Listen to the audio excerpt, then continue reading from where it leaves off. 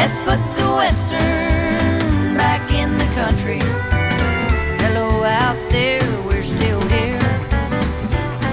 We ain't dropped off. Howdy folks, I'm Joni Harms, and you're watching Let's Put the Western Back in the Country.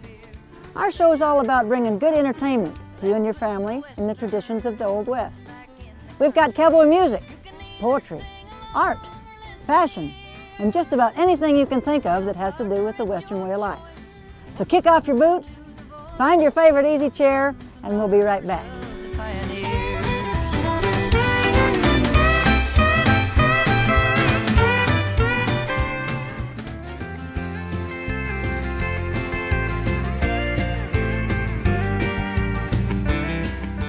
You guys got time for a song today? I'd love to play one for you. How about the one about the Sears and Roebuck catalog? Oh, you mean Catalog Dreams? Yeah.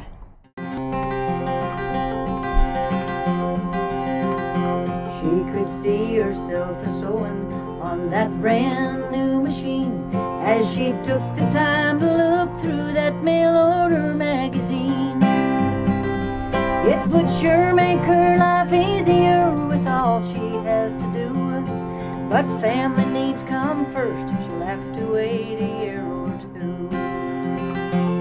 But it came from Sears and Roebuck, 1,000 pages long, everything from A to Z anyone could ever want. But putting away a little extra ain't as easy as it seems, so way out here we dream catalog dreams.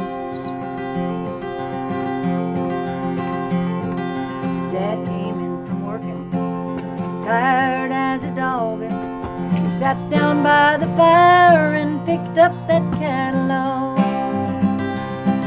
His eyes fell on the tractor with the mowing arm and rake. He knew that kind of money was more than he could ever make. But it came from Sears and Roebuck, 1,000 pages long, everything from A to Z anyone could ever want. But putting away a little extra ain't as easy as it seems, so way out here we dream catalog dreams.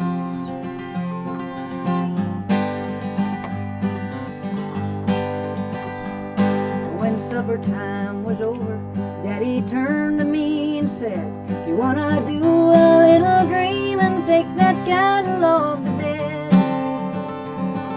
And up there in the quiet, laying all alone, well, I stumbled on a page, started a dream all of my own. 'Cause if I could learn to play on that silver tone guitar, maybe make a record and one day be a star. Well, Daddy'd have his tractor, and Mom her new machine, I'd buy 'em all of their catalog dreams. I wanna buy 'em all of their catalog dreams.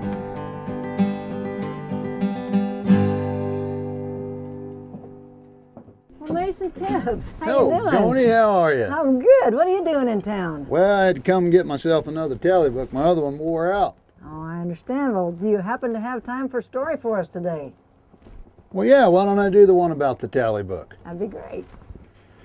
They come in a variety of small sizes and read just like a manuscript. A shirt or vest pocket is just the right size into which they easily slip. Now, they don't come in hardbound. In fact, the pages are usually tattered and tore. But the pages within will sure make you grin. It's the stuff of cowboy lore. For the tally book tells us a story of the events that happen each day, a diary, if you will, of the valleys and hills that make up a cowboy's day. It scribbles and scratches from a number 2 pencil that stretch out to make a line, a gathering of words put down in one spot in an effort to unclutter his mind. Like 30 cc's to the big yearling steer whose foot was carrying the rot, how the stench and the smell burnt in his nose as each step closer he got. Or the brockle-faced calf who was weakened and frail since his mama made him a bum, like the first time you doctored him and the 3 loops it took, 'cause that little booger could run. There's a note about that new filly, the one he's seen in town, Her eyes how they sparkled, her lips how they pursed, and her hair of golden brown. It's the number of cows that pass through a gate with their calves trotting behind. It's an afternoon nap on the side of the hill with complete disregard for time. It's all of these things and so many more that make up a tally book script. It's a personal thing to a cowboy, a place where his thoughts can drip. These thoughts are then funneled to pages that make up his day-to-day life. He wears it like a badge of honor and holds it as dear as a wife. So if you happen across his tally book and through it your eyes do run, then leave unsaid these words you've read and say less of the things he's done. All right. Well, thank you, Mason. That was great to hear that. My pleasure, my pleasure. I suppose you got to get on your way. Oh, I do. Them cattle aren't going to gather themselves, so I better get. I reckon you're right. Well, so good to see you. Nice to Thank see you, Joni.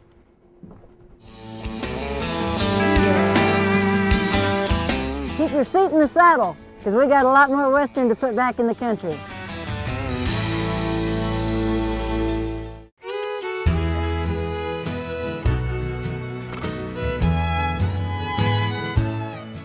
Well, this gorgeous sunny afternoon, I have the pleasure of sitting here with Brennan Roberts and her Indigo Cowgirl line. Brennan, tell us about some of this beautiful product in front of us and how you got started making it. So I started making very simple Hishi bands, just one single strand of turquoise. And as it grew, I just started working with this old vintage leather. I just had a vision one day what a good idea. of these beautiful stones with vintage leather. I like the old Gus style. I really like the old West styles with the 1-inch band. So that's kind of, this is where the whole business started. And then last year I started wearing some of the leather on my wrists. And Show the folks well, that. we started doing the concho cuffs, which I have a spot setter here in the house. And I take this Kingman turquoise, and I actually have a neat place that processes the turquoise without a real high density color process. So it looks and feels like it does when it comes right off the block, but it is stabilized. I almost didn't know that was turquoise. It's like a this one you very, have on very there is unique gorgeous. process. Yeah, it's neat, and it allows the color of the turquoise to really shine through and have that nice pastel opaque coloring. The beaded jewelry I actually have these stones cut because I like to have things be original. You know, the one part of this business that I never really accounted for was how many people would say, oh, that's a great idea, I'm going to do that too. So what I do is I have everything made for me specifically.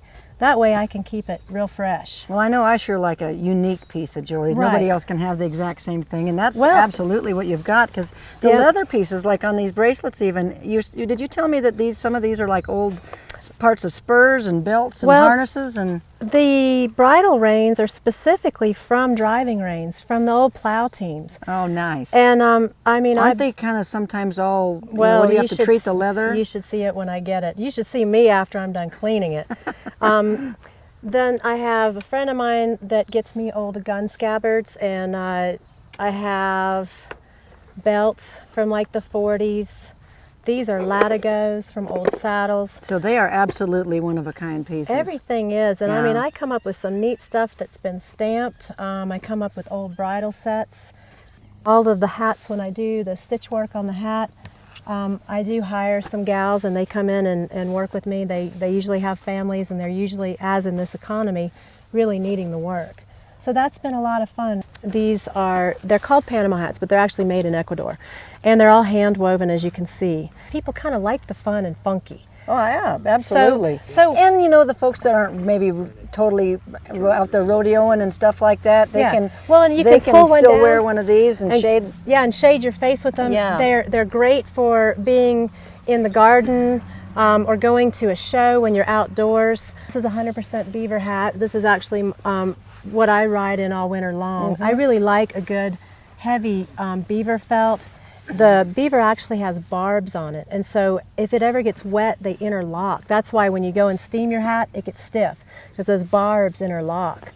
Palm leaf hats that we do are great for the summertime, especially if you're on a pack trip and you get rained on. They hold their shape. It swells as well, so it keeps you nice and dry. These are going to be a little warmer in hotter climates. That's why I do the Panamas. But if it's raining, the Panamas aren't as good as a palm leaf. I have a unique antiquing solution that I use. It's carnauba wax, beeswax, some stain, but it's all natural. So that's been really fun designing that. Oh, I bet. It's been a lot of fun. What got me into the business, I loved working with the stones. I loved looking at the stones, and I loved the healing qualities of the stones. Well, I know you'd said too that you're starting to travel more, going to the NFR, going to a lot of different jewelry shows and a lot of different places that people can find you, but you also have a website now where is most of this stuff available on there? Yes, or ma'am. Can people customize an order, Yes, say I ma'am. want that, or, I mean, it's all going to be unique anyway, but if they saw something that was similar on someone else, say me out doing a show sometime and I'm ma'am. wearing something of yours, can they say, oh, I would like to have something like that and get a hold of you? You know, I have kind of a unique site that I built, the indigocowgirl.com site. I did it myself, and it's an interesting battle between being in on the computer and wanting to be outside with my horses, kind of struggle. But what I do is I have a general feel for what I do on the site. People write to me, say this is what I want. I take pictures of what I have and I put nice. it together with things so people can see what they're going to buy. They can see what's available because everything is an individual. Britton, I love it, and I know that all these other folks are too, and the folks on Let's Put the Western Back in the Country, you can just check out Britton Roberts' Indigo Cowgirl on our website, or give her a call, or come see her at some of the shows and get some of this beautiful jewelry for your very own. Thanks, Joni. Thank you for being with us. Appreciate it. Great.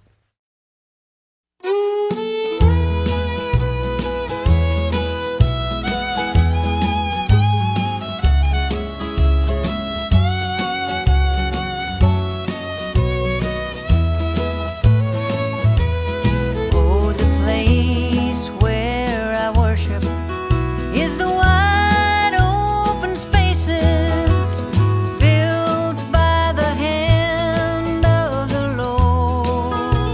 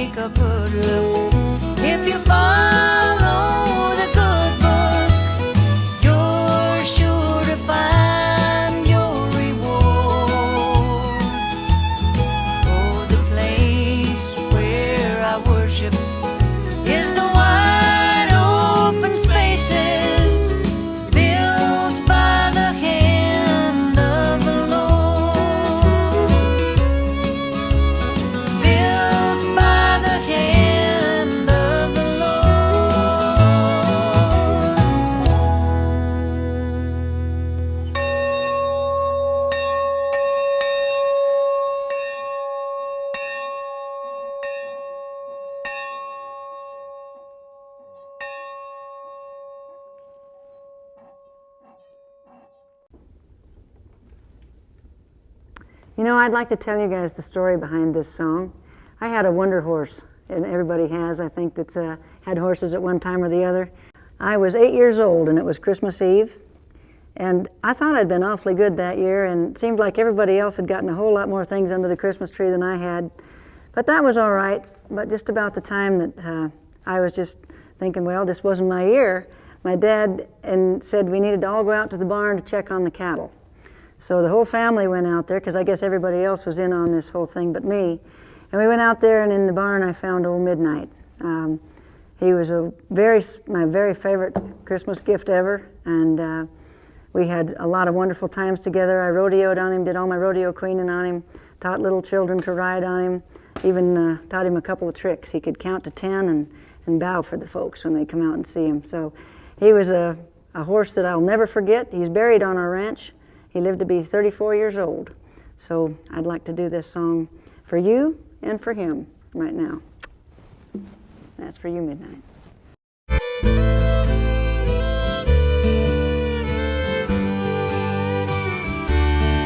There's someone I love to see. He's always waiting there for me. He's the one I love to tell my troubles to.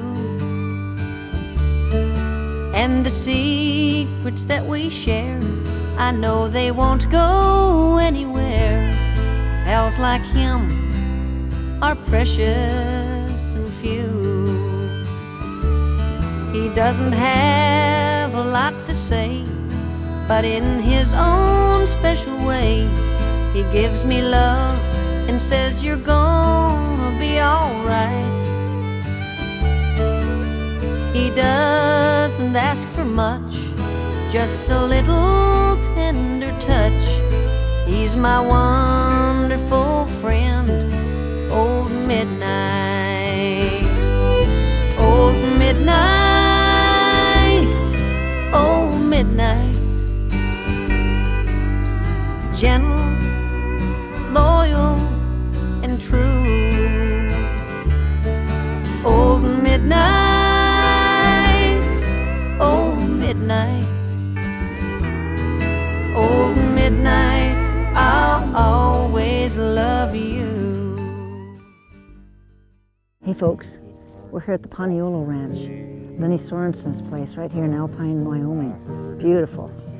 Let's see if we can't slip in here and listen to some of this music going on around the campfire. This is Larry. I fell to my knees and prayed, but she just turned and walked away. I heard every word she didn't say.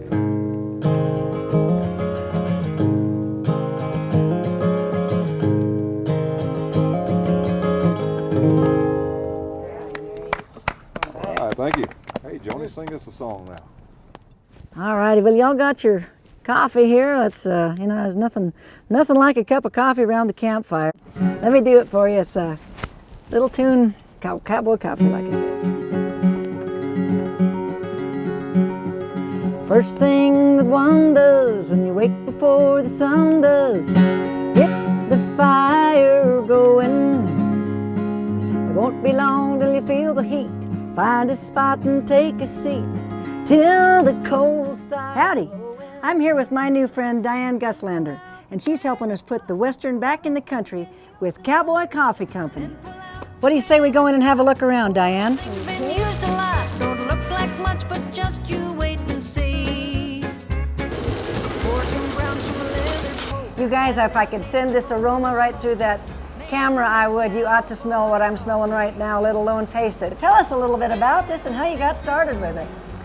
Well, Joni, I've always loved coffee. In the 70s, I started drinking different types of coffee, and it was like opening a whole world to me of, you know, similar to wines or chocolates, all the different varieties. And that got me interested, and in the mid-80s, I decided it was time to start roasting this coffee and developing some of our own special blends. Well, let's bag some up. Man, that's Cowboy Coffee.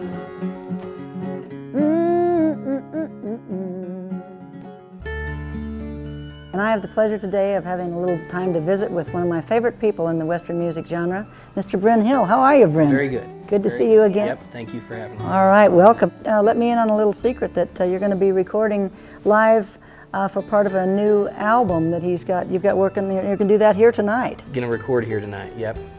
So we're excited about that. Got a live recording in the works, and that'll be, I guess, number 7 for me, hoping to have that out. Isn't that great? Sometime. Well, you, as I think, have kind of taken the new Western music idea on. You know, I mean, I would say I'm kind of the traditional country Western, and that's kind of what you are, and that's what this show is all about, is bringing the traditional Western music, or country Western music, back again, because it seems like it has faded, certainly from country radio. Yeah. But there's a lot of folks that still love this kind of music, as we do, and they need to be fed too. Are they cowboy songs to you? Do you sing cowboy songs, or do you sing cowgirl songs? It's either one works for me. Yeah. It's just a... It's all relatable. Again, thank you for being with us today, and best of luck to you and your family and the success of this new album and everything else. Brennan Hill, everybody. Thank you. All right.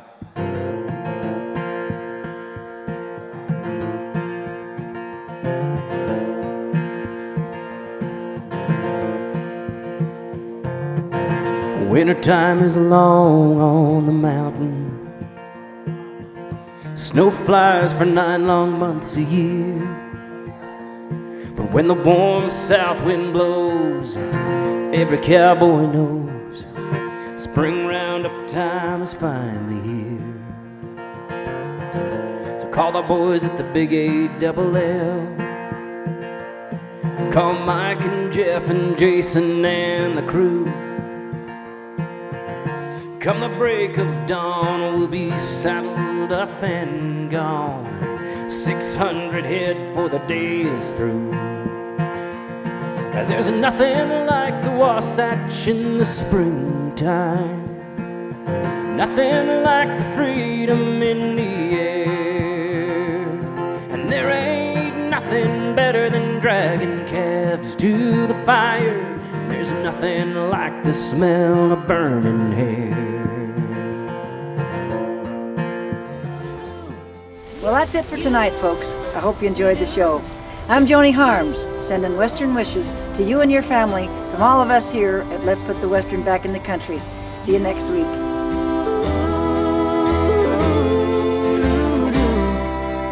It's been a long